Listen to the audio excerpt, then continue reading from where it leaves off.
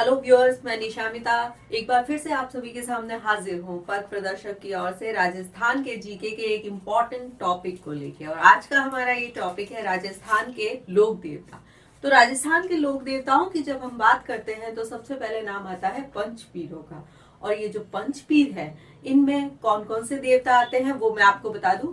पंचपीरों में आते हैं हमारे गोगा जी, फिर आते हैं मेहा जी, और पंचपीरों में अगले हमारे जो देवता आते हैं वो है पाबू जी, रामदेव जी और हरपू जी। तो ये हमारे पंचपीरों में एग्जाम के टाइम में क्या होता है कि बच्चे कंफ्यूज हो जाते हैं कि कौन है। कोई तेजा जी को पंचपीरों में ले रहा है, कोई किसी और लोक देवता को पंचपीरों में ले रहा है, लेकिन मेनली ये जो 5 नाम मैंने आपको अभी बताए हैं ये हमारे पंचपीर हैं। और आप इन्हें याद कैसे रखेंगे, तो वो याद रखने की मैं आपको एक सिंपल सी ट्रिक बता देती हूँ जिससे कि आप कभी ये नाम नहीं भूलेंगे। तो वो हमारी आज की ट्रिक है, गम पराया है। इतना सा याद रखना है आपको। गम तो भाई पराया ही है, जब लोक देवताओं का हाथ हमारे सिर पे है तो गम पराया ही होना है। तो ग से बताया है मैंने आपको, हो जाएंगे गोगा जी, म से हो जाएंगे मेहा जी, प से हो जाएंगे पाबू जी, रा से हो जाएंगे रामदेव जी और ह से हमारे हो जाएंगे हरबू जी। ठीक है, पंचपीरों के बारे में बात हो गई, कौन कौन से देवता पंचपीर में है। तो अब हम आगे बढ़ते हैं। पंचपीरों के बारे में हम जानेंगे, अच्छे से जानेंगे, ठीक है, उनकी कथाओं के माध्यम से जानेंगे। लेकिन उससे पहले पंचपीरों से संबंधित या यूं कह दीजिए लोक देवताओं से संबंधित शब्दावली है तो उनको जानना भी जरूरी है।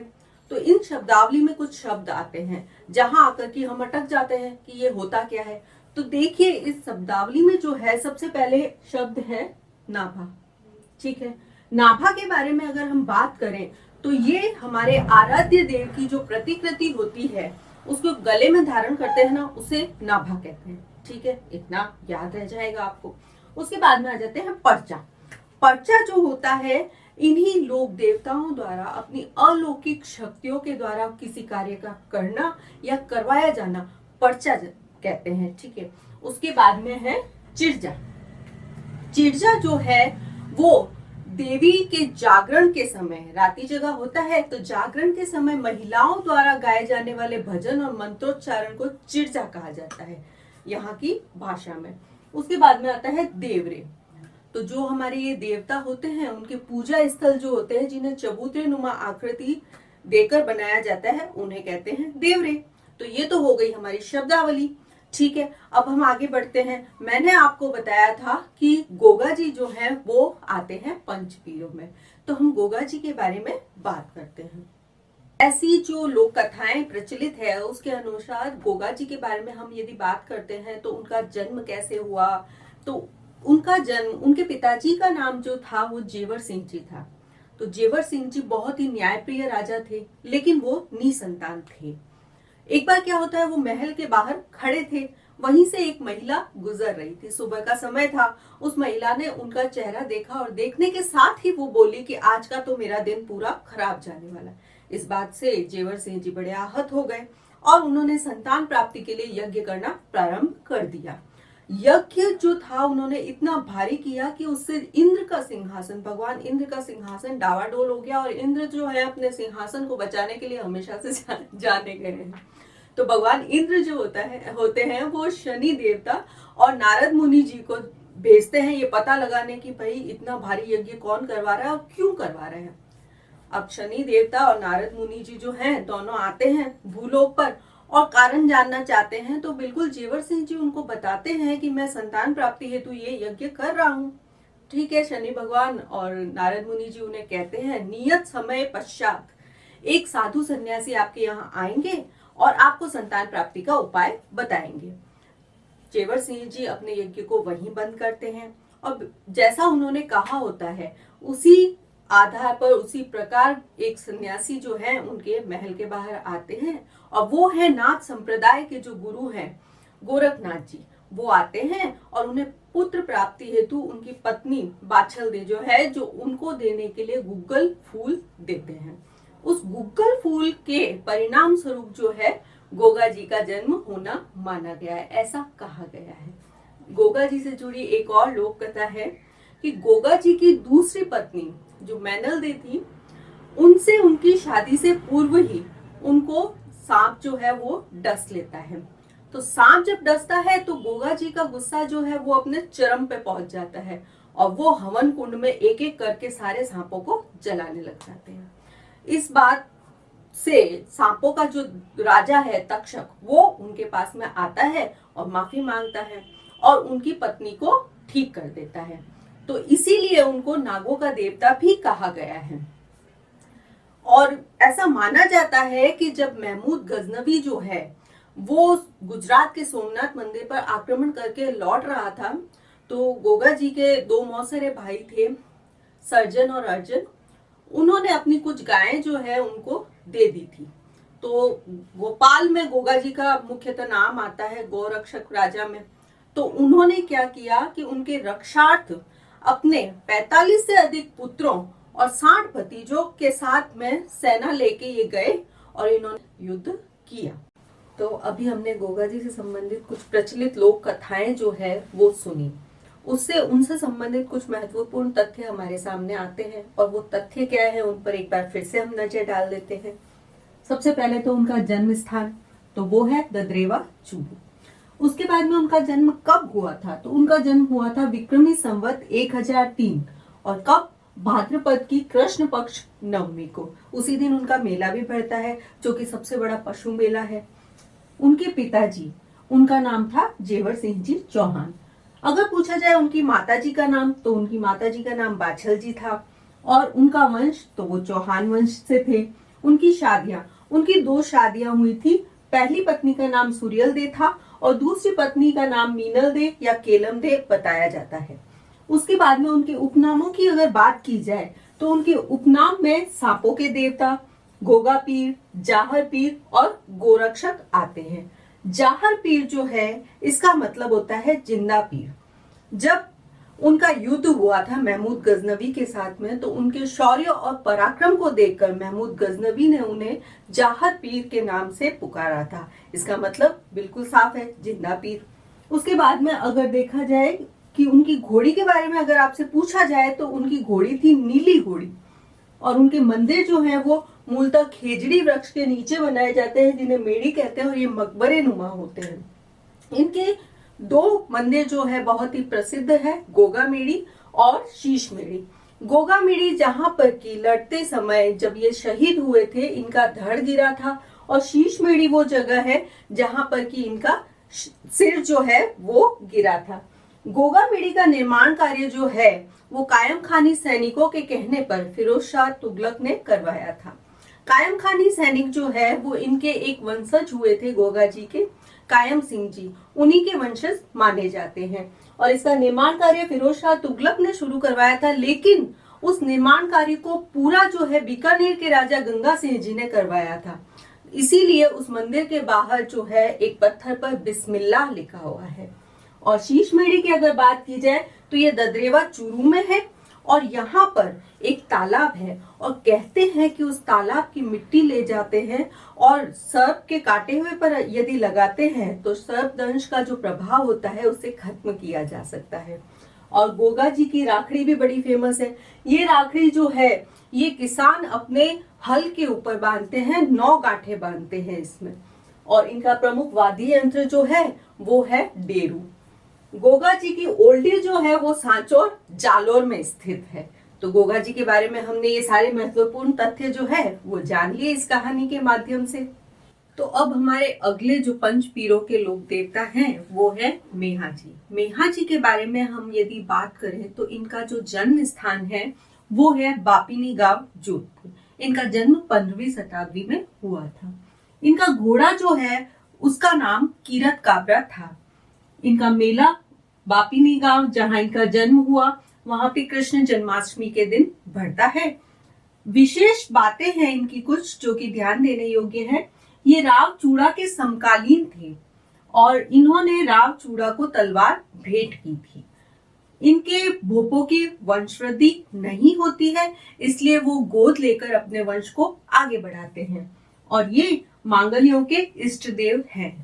पंचपीरों में अगले जब लोक देवता की हम बात करते हैं तो हम बात करेंगे पाबू जी की।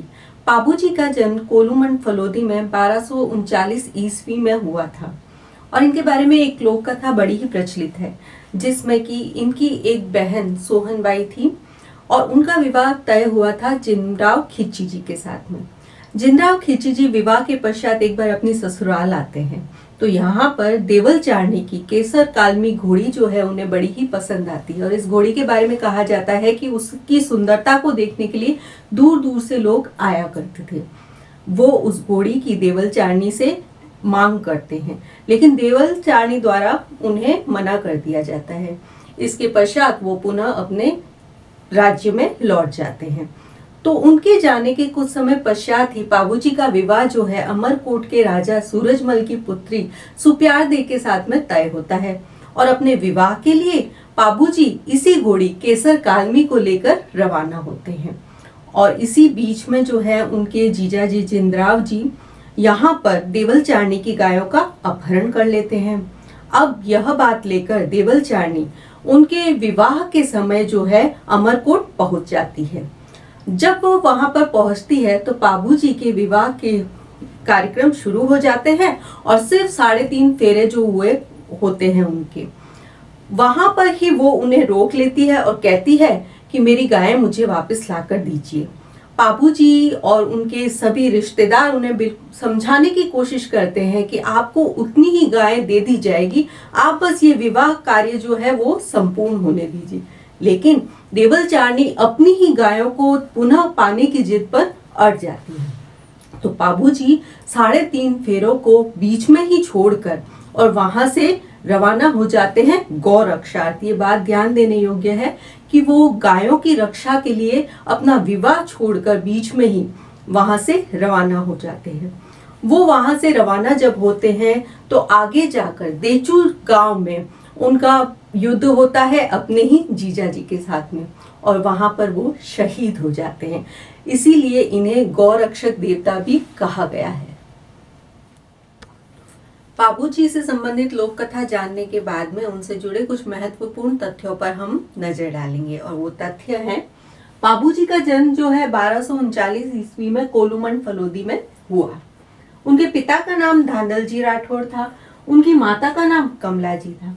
उनकी पत्नी सुप्यारदे जो कि अमरकोट के राजा सूरजमल की पुत्री थी। उनकी समाधि जो है देचू गांव में स्थित है, जहां पर कि वो वीर गति को प्राप्त हुए थे। उनकी घोड़ी केसर कालमी है। उनका उपनाम, अगर उपनाम की हम बात करते हैं तो उनको ऊंटों के देवता कहा जाता है, गौरक्षक कहा जाता है, प्लेग रक्षक देवता कहा जाता है और उन्हें लक्ष्मण का अवतार भी माना गया है। उनके अंग रक्षकों में चांदा जी, हरमल जी, डेम्बो जी और सल जी आते हैं। अब विशेष तथ्य जो है उनसे संबंधित वो है कि उनके अनुयायी जो है वो 3.5 फेरे ही लेते हैं। उनकी जो पगड़ी है वो बाईं ओर झुकी हुई है। सर्वप्रथम प्रदेश में ऊंट लाने का श्रेय भी उनको ही दिया जाता है और इनके मंदिरों में थाली नृत्य जो होता है बहुतायत से होता है। इनकी जीवनी जो लिखी है वो लिखी है आशिया मोड़ ने, और जिसे कि पाबू प्रकाश ग्रंथ कहा गया है। मेहा बिठू जी ने पाबूजीरा छंद नामक ग्रंथ लिखा है और लगराज जी ने पाबूजीरा दोहा लिखा है। और इनकी फड़ के बारे में कहा जाता है कि ये सबसे छोटी और लोकप्रिय फड़ है। रेबारी जाति के लोग जो हैं माठों के साथ में इनकी गाथा का वर्णन करते हैं और थोरी जाति के लोग हैं वो सारंगी के साथ इनकी गाथा गाते हैं। थोरी जाति के लोग जो हैं इनको इतना इसलिए मानते हैं क्योंकि ऐसा कहा जाता है कि थोरी जाति के 7 भाइयों की इन्होंने गुजरात के शासक से रक्षा की थी, उनकी जान बचाई थी। और इनका प्रतीक जो है वो है भाला लिए हुए अश्वारोही जो है इनका प्रतीक माना गया है। तो ये थे पाबूजी से संबंधित कुछ महत्वपूर्ण तथ्य। पंचपीरों में अगले हमारे जो लोक देवता हैं रामदेव जी, उनके बारे में मैं आपको विशेष बातें बताना चाहूंगी और वो है तथ्य कुछ इस प्रकार। रामदेव जी का जन्म जो है उडुकासमेर शिव तहसील बाड़मेर में हुआ था और तिथि जो है इनके जन्म की भाद्र शुक्ल पक्ष द्वितीया है। इनके पिता का नाम अजमल जी था और इनकी माता का नाम मैणादे था। इनके पिता अर्जुन वंशज तंवर वंशीय राजपूत थे। इनकी पत्नी का नाम नेतल दे था जो कि अमरकोट के दलेल सिंह जी की पुत्री थी।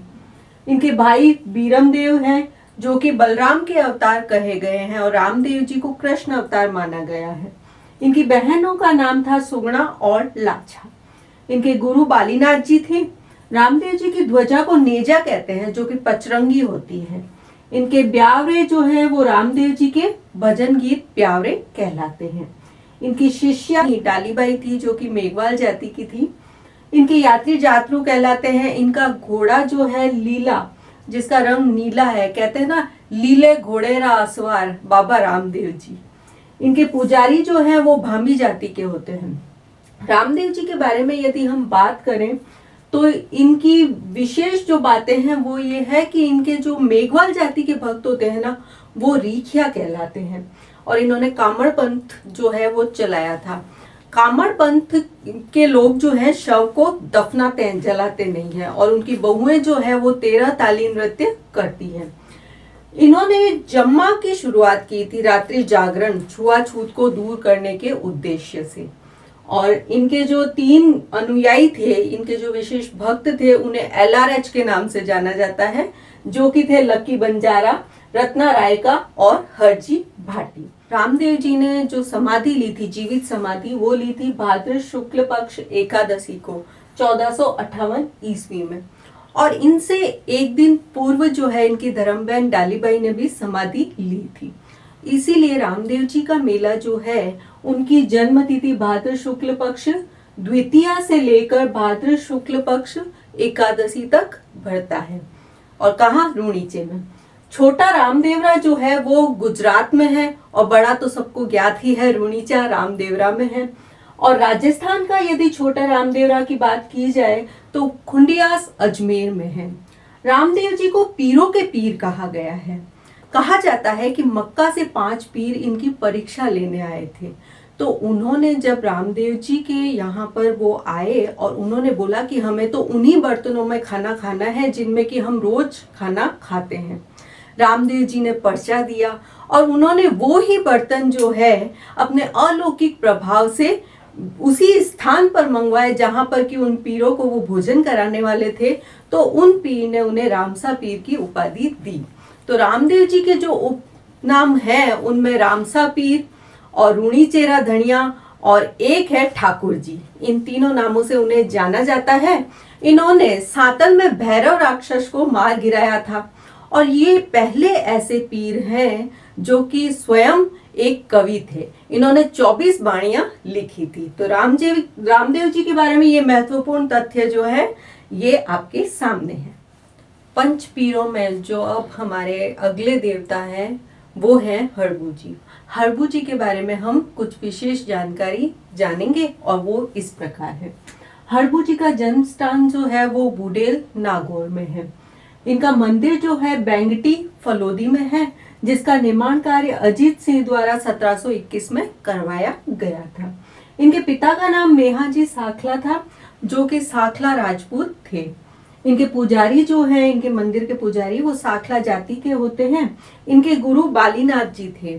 हरबू जी जो है वो रामदेव जी के मौसेरे भाई थे और दोनों के गुरु बालीनाथ जी ही रहे। इनका वाहन जो है वो सियार है।